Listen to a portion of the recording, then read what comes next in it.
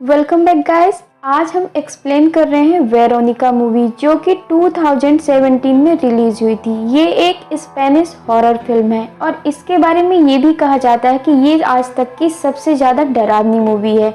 तो इसके बारे में हम मूवी के एंड में बात करेंगे। चलते हैं मूवी की मेन स्टोरी लाइन की तरफ। मूवी की स्टार्टिंग एक 15 साल की लड़की को दिखाते हुए होता है जो कि इस मूवी की मेन कैरेक्टर होती है और जिसका नाम वेरोनिका होता है। वेरोनिका ईयर 1991 में अपनी मदर और अपने छोटे भाई बहनों के साथ में मैड्रिड नाम की सिटी में रहती थी। कुछ समय पहले ही उसकी फादर की डेथ हो गई थी, इसीलिए उसकी मदर अपने घर को चलाने के लिए दिन रात एक क्लब में काम करती थी और इन सब हालातों की वजह से वेरोनिका को अपने छोटे भाई बहनों का ख्याल रखना पड़ता था।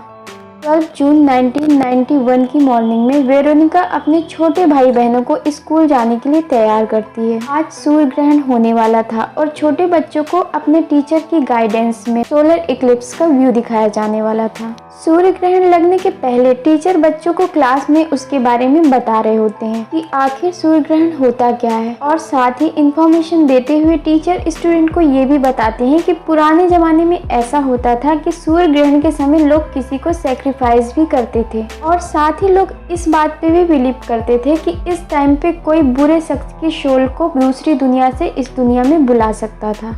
इन सब बातों के दौरान हम वेरोनिका को देख के समझ पाते हैं कि वेरोनिका को सूरज ग्रहण देखने में कोई इंटरेस्ट नहीं था और वो अपनी फ्रेंड रोजा के साथ इशारों में कुछ डेंजरस सी प्लानिंग कर रही होती है। अब हम देखते हैं कि एक तरफ तो सारे बच्चे अपने टीचर्स के साथ छत पे जाते हैं सूर्य ग्रहण को देखने के लिए और दूसरी तरफ वेरोनिका अपनी फ्रेंड डियाना और रोजा के साथ स्कूल की बेसमेंट में जाती है जहां पर वो खतरनाक सा रिचुअल परफॉर्म करने वाली थी और वो किसी ओझा बोर्ड के थ्रू किसी की स्पिरिट से कांटेक्ट करना चाहते थे। यहाँ पे हम डियाना को देखते हैं जिसकी फ्रेंड की डेथ कुछ समय पहले ही रोड एक्सीडेंट में हो चुकी थी। वो अपनी उसी फ्रेंड की स्पिरिट से कांटेक्ट करना चाहती थी और उसे बुलाना चाहती थी। अब सबसे पहले वो लोग वेरोनिका के फादर की पिक्चर को ओझा बोर्ड के सामने रख देते हैं। वो लोग वेरोनिका के फादर की स्पिरिट से कांटेक्ट करने की कोशिश करने लगते हैं। अब तीनों लड़कियां एक ग्लास कप पे हाथ रख देती हैं। उन्हें अब फौरन रिस्पांस मिलने लगता है। सोल्स के रिप्लाई में वो कप अपने आप ही एक जगह से दूसरी जगह तक मूव करना स्टार्ट कर देता है। वो कप इतना गर्म हो जाता है कि रोजा और डियाना अपनी उंगलियां उस कप से हटा देती हैं। उस रिचुअल को सिर्फ वेरोनिका ही कंप्लीट कर रही थी। अब जैसे ही सूर्य ग्रहण होता है वो कप अपने आप ही टूट जाता है जिसकी वजह से वेरोनिका की उंगली में चोट लग जाती है और उसमें से खून की बूंद गिरती है ओझा बोर्ड में। वेरोनिका एक स्टैचू की तरह चुपचाप बैठी होती है और वो ओझा बोर्ड दो हिस्सों में टूट के बिखर जाता है और उसी वक्त बेसमेंट में पैरानॉर्मल एक्टिविटी स्टार्ट हो जाती है। अब डियाना जोर जोर से चिल्लाने लगती है। वेरोनिका जमीन पर लेटकर कुछ अजीबोगरीब बातों की विस्परिंग स्टार्ट कर देती है और अचानक से वो एक शैतानी आवाज में जोर से चिल्लाती है और वहीं पे गिर के बेहोश हो जाती है। अब हमें दिखाया जाता है कि वेरोनिका अपने स्कूल के हॉस्पिटल के एक वार्ड में होती है जिसका चेकअप डॉक्टर कर रही होती है। वो डॉक्टर वहाँ पे ये समझ रही थी कि शायद वेरोनिका अपने आयरन की कमी की वजह से बेहोश हो गई है और डॉक्टर उसे अपनी डाइट का ख्याल रखने बोलती है। वेरोनिका अब अपने भाई बहनों के साथ घर जा रही थी, तभी वो नोटिस करती है कि स्कूल की विंडो में एक सिस्टर उसे लगातार घूर रही थी। लोग इसे सिस्टर डेथ के नाम से बुलाते हैं और ये सिस्टर ब्लाइंड थी, तो ये काफी अजीब सी बात थी। वेरोनिका भी सोच में पड़ जाती है कि आखिर वो ब्लाइंड सिस्टर उसे कैसे घूर सकती है। अब वो घर चली जाती है और घर पहुंचने के बाद भी उसके साथ अजीबोगरीब चीजें होने लगती हैं। अब वो डिनर करते हुए एकदम से फ्रीज हो जाती है और उसकी बॉडी पर भी किसी के पंजों के निशान उभरने लगते हैं। उसी दिन वेरोनिका जब अपने भाई एंटोनिटा को बाथरूम में नहला रही होती है तभी अपने रूम से उसको कुछ आवाजें आती हैं। जब वो उन आवाजों को फॉलो करती है तो वो खुद ब खुद उस रूम में लॉक हो जाती है। अब वेरोनिका को एंटोनिटो की आवाज आती है जो कि बाथटब में बैठ के जोर जोर से चिल्ला रहा था। वो अपने रूम का डोर खोलती है और भागते हुए बाथटब की तरफ जाती है। किसी ने गर्म पानी का वाल्व खोल दिया था जिससे एंटोनिटो की स्किन जल गई थी। अब वो अपने भाई को बाथटब से निकालती है और बेडरूम में लेके जाती है। वो उसकी बॉडी पर जलने की मेडिसिन लगाती है। उसी रात वेरोनिका एक ड्रीम देखती है और ड्रीम में वो ये देखती है कि उसके फादर उसे बुला रहे हैं। तभी काफी सारे शैतानी हाथ उभरते हैं और वेरोनिका को खींचने लगते हैं। वेरोनिका के फादर भी एक ब्लैक डीमन बन चुके थे और वो उस पर अटैक करने के लिए कमांड कर रहे थे। तभी वेरोनिका की नींद खुल जाती है और वो देखती है कि सब कुछ नॉर्मल था। लेकिन वेरोनिका जब स्कूल जाती है तो उसकी फ्रेंड रोजा उसे काफी इग्नोर कर रही थी। इन सब से तंग आकर वेरोनिका वापस से स्कूल की बेसमेंट में जाती है, जहाँ पर उसे सिस्टर डेथ मिलती है। सिस्टर डेथ उसे बताती है कि वेरोनिका ने उन डीमन सोल से कांटेक्ट करके बहुत बड़ी गलती कर दी है और उसके ऐसा करने से उसके फादर की सोल तो इस दुनिया में नहीं आई, लेकिन किसी शैतान की सोल आ गई। वो शैतान हर वक्त वेरोनिका के साथ होता है और इस वक्त भी वो शैतान वेरोनिका के साथ ही है। और इसके साथ ही सिस्टर ये बात भी रिवील करती हैं कि जब उनकी आंखें ठीक थी तो उन्हें ये सब चीजें नजर आती थी, जैसे स्पिरिट, डीमन, ये सब चीजें। इसी वजह से तंग आकर उन्होंने अपनी आंखें खराब कर ली।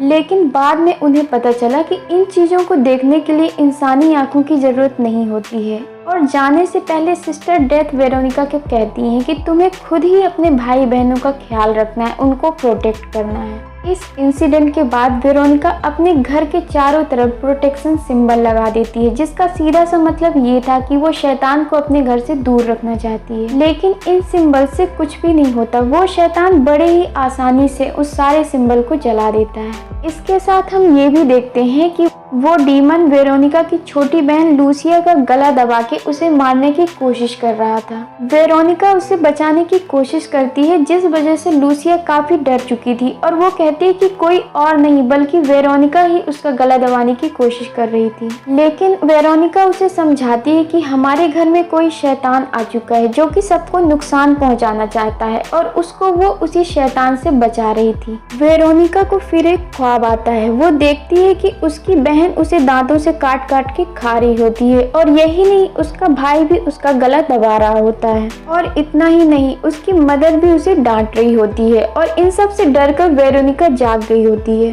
वो अपने बिस्तर से उठती है तो वहाँ पे खून के निशान थे और मैट्रेस के नीचे बहुत बड़ा काला धब्बा था। वो सारी मैट्रेस को चेक करती है तो सब पे वही सेम काला धब्बा बना हुआ था। उन सब मैट्रेस को देख के ऐसा लग रहा था जैसे किसी इंसान ने उसे जलाने की कोशिश की है। सबसे अजीब बात ये थी कि वो काला इंसान किसी शैतान को प्रिटेंड कर रहा था। अब एंटोनिटो वेरोनिका को बताता है कि उस रात उसके फादर उनसे मिलने आए थे और वो ये कह रहे थे कि वो उन्हें अपने साथ ले जाएंगे। ये सुनकर वेरोनिका काफी डर जाती है और वो अपने भाई को समझाती है कि उसे किसी की बात मानने की कोई जरूरत नहीं है और वो अपने कानों और आंखों को बंद करके वेरोनिका को बुलाए ताकि वो उसकी हेल्प करने के लिए आ सके।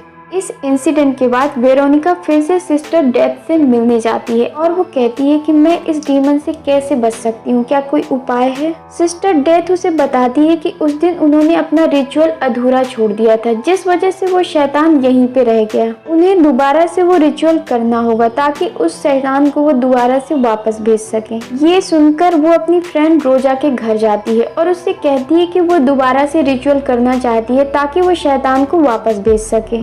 लेकिन रोजा उसकी कोई हेल्प नहीं करती है और इनकार कर देती है, जिसकी वजह से वेरोनिका अकेली ही रह जाती है। वो डिसाइड करती है कि ये सारे प्रोसेस को खत्म करने के लिए वो अपनी बहनों के साथ ही रिचुअल करेगी। उस रात वेरोनिका उस ओजा बोर्ड को जोड़कर अपने भाई बहनों के साथ वो रिचुअल परफॉर्म करने लगती है और साथ ही वेरोनिका एंटोनिटो को घर की दीवारों पर प्रोटेक्टिव सिंबल बनाने का कहती है, लेकिन गलती से वो इन्वोकेशन सिंबल बना देता है। रिचुअल स्टार्ट होने के बाद वेरोनिका उस शैतान को दुनिया से चले जाने के लिए कहती है। वो बुक्स में देखकर कई तरीकों से इस शैतान को वापस उसी दुनिया में भेजने की कोशिश करती है, लेकिन वो फुल फॉर्म में उनके सामने आ जाता है और साथ ही साथ वो उन लोगों पे अटैक कर देता है। डर कर वेरोनिका पुलिस को फोन करती है, लेकिन इसी दौरान वो शैतान एंटोनिटो को अपने साथ ले जाता है। वेरोनिका की सिस्टर्स इन सब से बचने के लिए घर से बाहर भाग जाती हैं, लेकिन वेरोनिका एंटोनिटो को ढूंढने के लिए वापस घर में जाती है। उसे पता चलता है कि वो उसी के रूम में लॉक है, तो वो उससे बात करने की कोशिश करती है और एंटोनिटो यहाँ पे वही करता है जो कि वेरोनिका ने उसे करने के लिए कहा था। वो अपनी आंखें और कान बंद करके वेरोनिका को ही बुलाने लगता है। इसके बाद वेरोनिका को अपने अंदर कुछ फील होता है। इसका मतलब ये था कि ना तो ये शैतान इस दुनिया में था, ना तो उनके घर में था, बल्कि वो शैतान वेरोनिका के ही अंदर था।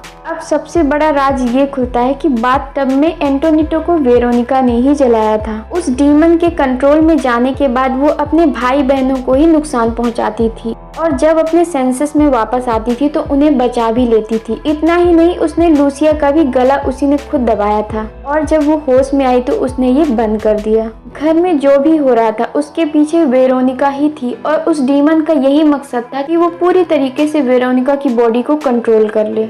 जब वेरोनिका को ये रियलाइज होता है कि ये सब उसी की वजह से हुआ है और उसी ने किया है, तब वो एक टूटा हुआ कांच का टुकड़ा उठाती है और अपने गले को काटने की कोशिश करती है, लेकिन वो शैतान उसे ऐसा करने से रोक देता है। और इन सब चीजों के बाद अब पुलिस भी वहाँ पे पहुँच जाती है और पुलिस वहाँ पे जाके जो देखती है जिससे वो पूरी तरीके से शॉक्ड हो जाती है, क्योंकि वेरोनिका की आधी बॉडी हवा में उड़ रही थी और फिर बेहोश होकर वो जमीन पे गिर जाती है। पुलिस एंटोनिटो और वेरोनिका दोनों को घर से बाहर लेके आती है। वेरोनिका को एम्बुलेंस में लेके जाते हैं। अब डिटेक्टिव घर के आसपास की गिरी हुई चीजों को देखते हैं। तभी उनकी नजर वेरोनिका की एक पिक्चर पे पड़ती है जो अचानक से जल जाती है। तभी उनके मोबाइल पे फोन आता है जिसमें उन्हें ये पता चलता है कि वेरोनिका अब नहीं रही, यानी कि वेरोनिका अब मर चुकी है। इसके बाद वो डिटेक्टिव इस केस को लेके अपनी एक रिपोर्ट बनाता है कि इन सब बैड इंसिडेंट का रीजन कोई डीमन था जो हमारी दुनिया में किसी अधूरे रिचुअल की वजह से आया था। और हैरानी की बात तो ये है कि ये एक ऐसा पुलिस केस था जिसमें पहली बार किसी डीमन का जिक्र किया गया था और इसी के साथ मूवी एंड हो जाती है। तो आपको मेरा एक्सप्लेनेशन कैसा लगता है प्लीज कमेंट्स करके बताएं। मेरे चैनल को सब्सक्राइब, लाइक और शेयर करें। Bye bye.